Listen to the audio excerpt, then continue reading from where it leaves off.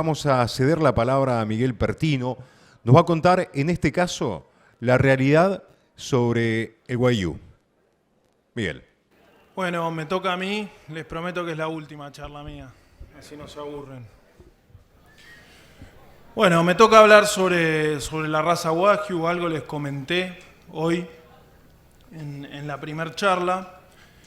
El tema con la raza Wagyu arrancó en el 2001. Yo hice un intercambio estudiantil en Australia y un día me invitaron a comer a un restaurante y había un bife normal que valía 15, 20 dólares, un bife Angus, y había un bife que valía, no sé, el triple, 45, 60.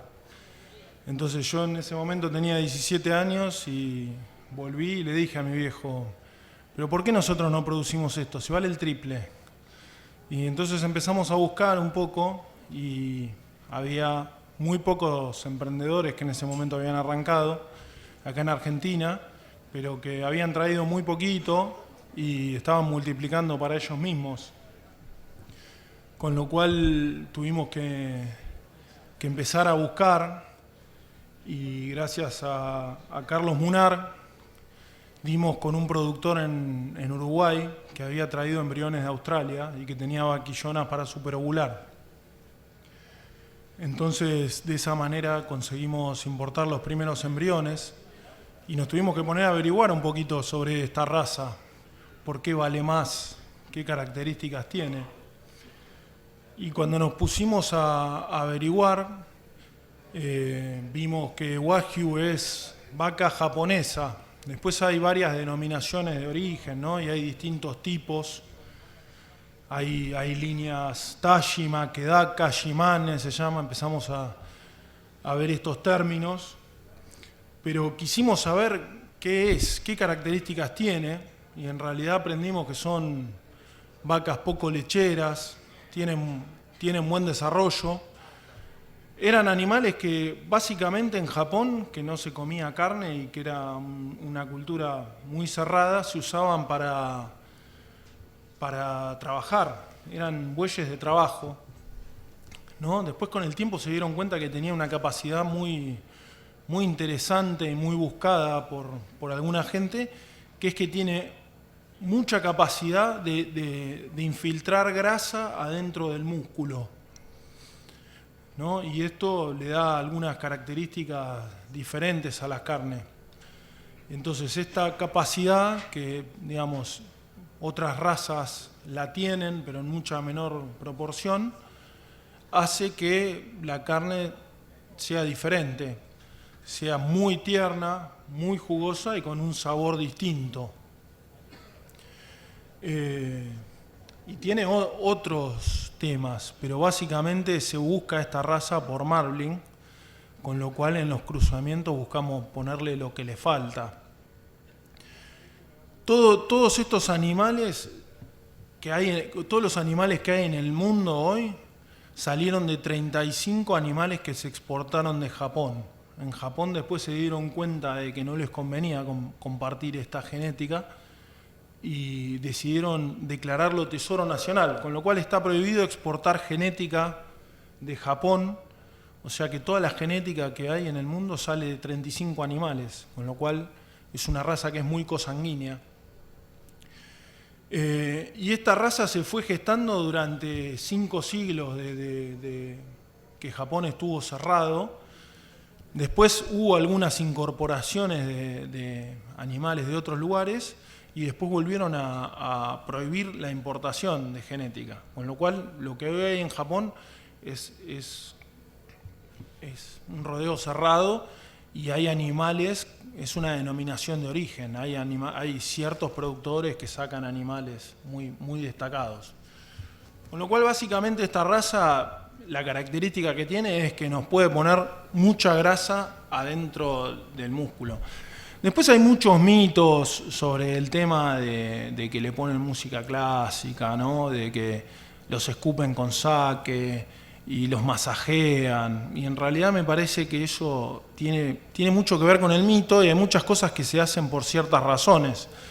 Esta raza en Japón se cría en en galpones, ¿no? Con lo cual es un poco distinto a lo que nosotros tenemos acá. Estos son los primeros embriones que nacieron acá. Nosotros trajimos 30 embriones, de los cuales prendieron 20. Los pusimos en vacas Angus. Y bueno, estos fueron, la verdad son animales que pesan muy poquito al nacer, se pueden usar en vaquillonas. Y bueno, estos animales son puros de pedigree y son full blood. Quiere decir que todo su pedigree se puede rastrear hasta animales japoneses. Bueno, como les contaba, esa fue la introducción en Argentina, fue en el 2001 por otros emprendedores. Nosotros arrancamos en el 2008 y fuimos el criador número 4. La verdad que hay muy pocos criadores hoy en Argentina. Y nosotros lo que buscamos fue generar un núcleo genético acá y poder probarlo, ¿no? Y acá hay una prueba de una persona que está en un grupo de comercialización con nosotros, y este es el resultado de un bife que es mitad Wagyu y mitad Angus, que tuvo un muy buen manejo desde que nació, y es hijo de este toro que está acá. Con lo cual ya vemos que la genética la tenemos y que lo que hace falta es el manejo y que podemos lograr lo que se está logrando en otros países. ¿Cómo se logra esto? Acá yo les estoy poniendo lo que se usa para medir la grasa intramuscular. O sea, pre-faena se puede medir con un ecógrafo, post-faena usamos unas tarjetas. Hay distintos tipos de medirla, ahí están las tarjetas australianas y las tarjetas japonesas. ¿Y cómo hacemos para lograr esto? Porque estos animales, además de genética, tienen que tener manejo. Bueno, lo principal es usar la genética adecuada, ¿no? Como vimos, se usa raza Wagyu, en lo posible, si son cruzas con Angus, y mientras más crucemos con Wagyu, más generaciones de Wagyu tengamos, mejor va a salir o mejor preparado estamos.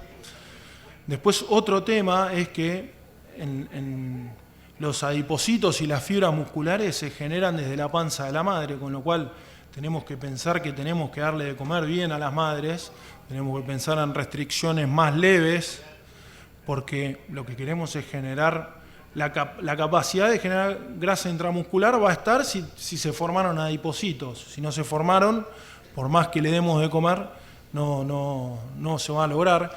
Y además tenemos que darle de comer bien en la recría, y tenemos que darle de comer bien después a corral, porque obviamente que la grasa es energía, y para lograr este tipo de animales nosotros hacemos una recría durante el primer año, destete hasta diciembre, enero, febrero, y después los encerramos y tenemos que pensar en 8, 10 y 12 meses de corral, por lo menos hoy.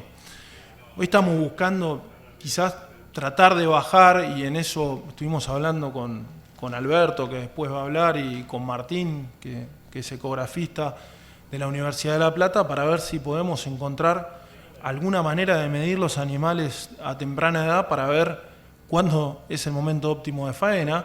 Pero lo que sabemos hoy es que el punto máximo de marbling se da entre los 28 y los 32 meses, con lo cual estamos faenando novillos de 30 meses, 2 años y medio, a veces más.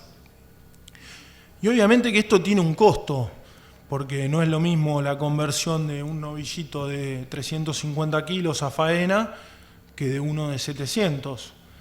Entonces tenemos muy buenas ganancias de peso al principio, ganancias muy magras de peso al final, y la conversión cae. Si nosotros estamos acostumbrados a tener una conversión de 7,5 a 1 en un novillito, acá al final a mí a veces no tengo ni ganas de medirla, porque hablamos de 20 kilos a 1 o incluso más.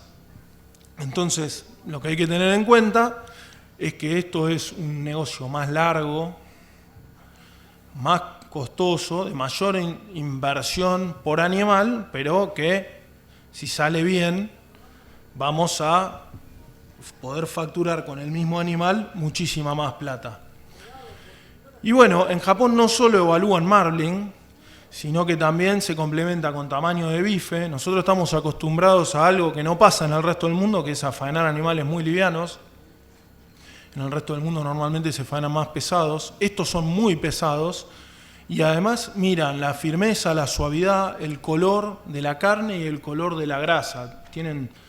Hacen colorimetría, digamos, distintas cosas que a nosotros nos parecen tan lejanas, pero que en el mundo se están haciendo, no solo para Wagyu, sino para acceder a otros mercados, y que probablemente en el corto plazo nos lo van a empezar a medir en nuestros propios animales Angus a faena, ¿no? Angus, digo, en general, el resto de las razas, con lo cual, por lo menos de reojo tendríamos que mirar. Y bueno, así yo les contaba, nosotros cuando arrancamos trajimos genética, empezamos a averiguar un poquito más sobre la raza, sobre la carne, vimos que empezaba a estar en restaurantes y después empezamos a ver los precios de venta. La foto de más arriba es un bife que yo vi en Nueva York, en un mercado que se llama Italy, y cuando me acerqué valía 32 libras el kilo, es 64 dólares el kilo, es impensable para nosotros.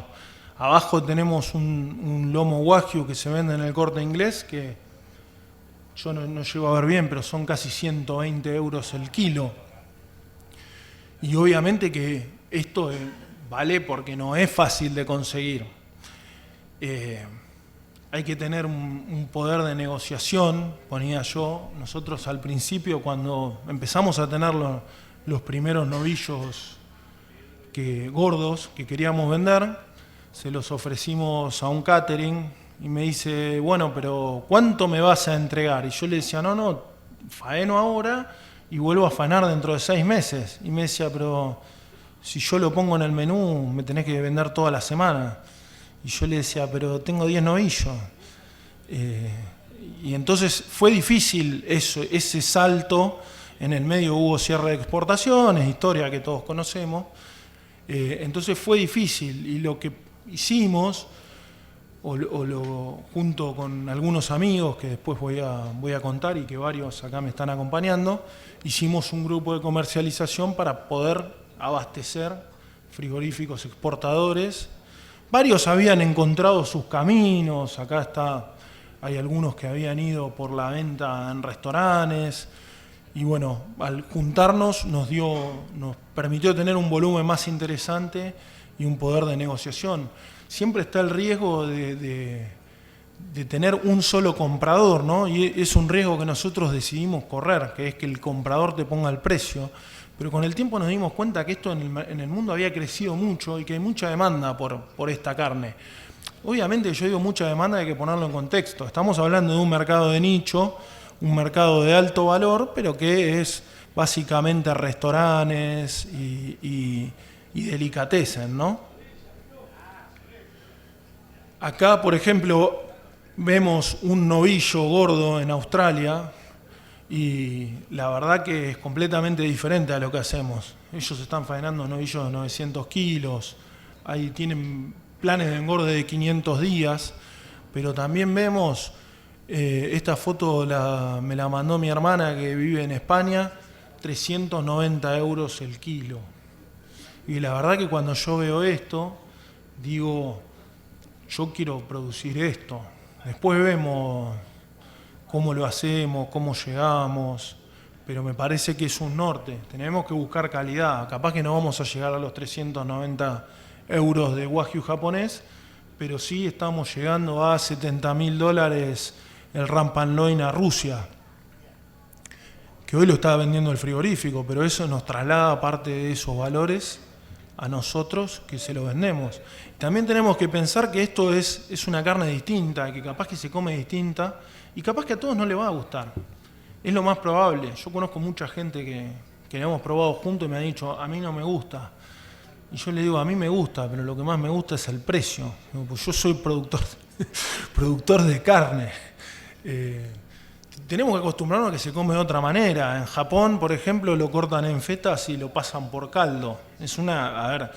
Estamos hablando de una carne que puede llegar a tener 25% de grasa dentro del músculo en un bife, con lo cual en un asado puede llegar a tener 50. Probablemente a muchos de los que están acá no les va a gustar, pero la verdad que nosotros no la producimos para comerla nosotros. Y bueno, esta es la manera de medirla. Para que tengan una idea, yo les mostraba esa escala, el frigorífico en el momento de faenarla, corta entre la costilla 12 y 13, decía yo, el otro día me corrigieron, creo que es entre la 9 y 10, mira el bife, compara con las tarjetas. Ahora estamos tratando de buscar algo un poco más objetivo, hay algunos software de afuera, lo que pasa es que todo esto es nuevo y fue camino al andar. Y en función de esto nosotros le ponemos de 1 a 9 y a partir de cuánto da se le pone un precio. Hay un precio base que es el precio del mercado de Liniers y después esto es un sobreprecio, el índice. O sea que si yo llego a 6, que sería un mínimo como para poder exportar, me van a pagar 2,6 veces el índice de mercado de Liniers. Entonces cualquiera que me mira me va a decir esto es genial. Y yo ahí lo que le tengo que decir es guarda, no es fácil llegar a 6. No es solo, estamos hablando de costos diferentes, pero además estamos hablando de que estos son 4 años y que hay que hacerlo bien y que no te podés bajar del barco en la mitad. No los podés vender a medio terminar. Los tenés que llevar a 700 kilos y tenés que hacer las cosas bien para poder lograrlo. Y la realidad es que el negocio va a dar o no va a dar positivo en función de cuántos animales 6 obtengas. Y para eso es genética, para eso es darle de comer bien a las vacas cuando lo estás gestando, es darle de comer bien cuando lo estás recriando y darle de comer bien en el corral y tener la constancia de darle de comer 10 meses.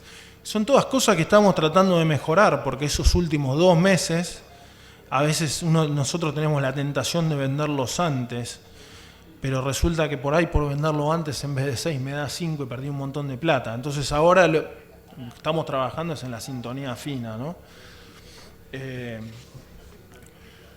Pero bueno, y como les contaba, acá hay algunos de los productores que nos están del grupo, está Juan de Tata Dios, están los Maluendes de Beef Builder, está Bel.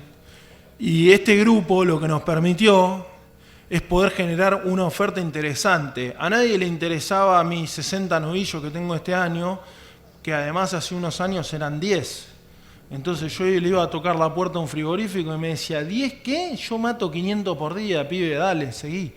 Bueno, hoy tenemos una faena programada con 2 exportadores, pero de 10, 12, 15 novillos por mes, que eso a ellos les permite abastecer a sus clientes. Pero además tenemos un montón de gente que nos está preguntando y pidiendo. Y además de generar una oferta interesante, hoy nos podemos sentar y charlar con los frigoríficos y poder tratar de valorizar lo nuestro. Además, al usar la genética en muchos lugares, y hay algunos grupos que están incorporando genética importada, estamos pudiendo probar lo que tenemos y estamos pudiendo probar nuestros procesos. Y como les decía, estamos buscando nuevas tecnologías, tanto para medir la grasa intramuscular post-faena como pre-faena. Entonces, esto a veces yo digo, estamos arrancando, y me pongo a pensar que arrancamos en el 2018, en el 2008, digo, y la realidad es que estamos arrancando y que este es un camino que va a ser largo, pero que nosotros, después de mucho tiempo, le estamos encontrando la vuelta. Así que bueno, cualquier pregunta que después tengan sobre la raza o sobre el modo de criarlo, encantado de poder responderles. Y como última reflexión, si yo miro las 2 fotos, la verdad que a simple vista no veo tanta diferencia. La diferencia es que una vale $20 el kilo y el otro vale 100, 200, 390 euros. No sé, después estará en cada uno conseguir una marca, ponerle el precio, vendérselo al mejor restaurante de Puerto Madero o a un japonés que vive en Brasil o en España. pero la realidad es que lo que nosotros perseguimos es tratar de vender lo que está a mi derecha, que creo que a la derecha de ustedes también, y no lo que está a la izquierda. Si vendemos lo que está a la izquierda, siempre vamos a ser tomadores de precios y vamos a tener que mirar el mercado y no vamos a poder valorizar nuestra producción. Va a ser la circunstancia, la coyuntura. Si nosotros hacemos lo que está a la derecha, vamos a poder crecer en la cadena, hacer acuerdo con los frigoríficos, hacer acuerdo con los que nos proveen genética y tratar de poner valor agregado y dividirlo en la cadena. Muchas gracias. Muchísimas gracias, Miguel Pertino.